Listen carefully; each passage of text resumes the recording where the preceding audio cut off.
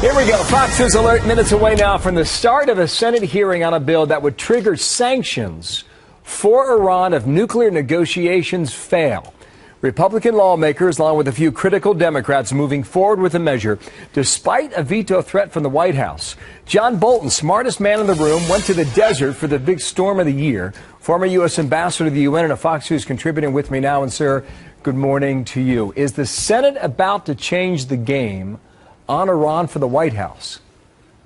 Well, I think the president has exerted all the political influence he has. He's backed a number of Democrats away from the legislation. I think its future is uncertain, even as to when the Senate might bring it up. And he's obviously the president's doing everything he can to make sure if it does pass, he still has enough votes to make sure that they can't override a veto. So he has made considerable political progress from his perspective. I think it's bad news for the negotiations with Iran, but that's a different subject. Well, it seems like the momentum's building on from Democrats. You got Chuck Schumer from New York, and he's talking a lot now this week.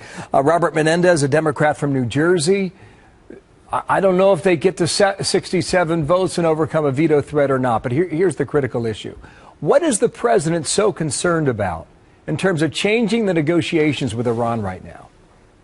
Well, his argument is that the Senate passes this legislation, which would only bring sanctions into effect if the negotiations fail, really only restating the president's own position on the subject. The president believes that that could collapse the talks with Iran. And I have to say, I don't think that's true, but if it is true, it shows what a bad deal this is. If the Iranians can't be trusted to stay at the table for this, I don't think there's a basis for an agreement.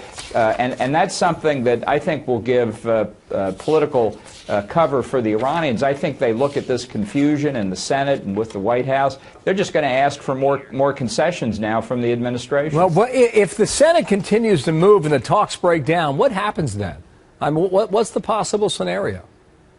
Well, I think whether these talks, quote unquote, succeed or not, there are only two possible scenarios. One is that Iran gets nuclear weapons, and I think if this deal is signed, it will help facilitate Iran, it will legitimize its terrorist sponsoring government, and it will legitimize Iran's capability to enrich uranium, which is the long pole in the tent for any nuclear weapons program. The other option is that somebody uses military force, and it's not going to be the Obama administration, that's for sure. So I think we're headed on a path to Iran getting nuclear weapons, whether this sanctions bill passes or not, given the administration's unwillingness to do anything further. Last question here. What is Tehran thinking when they hear about this debate happening in the U.S. between the White House and Congress? What are they thinking then? Well, I think the dominance of the administration, if that's where we're heading, their ability to prevent this bill from becoming law, says to Iran that the president's willing to pay a higher and higher price to get this deal. So, as I say, they will ask for more concessions. This is proof you can't run foreign policy in Congress.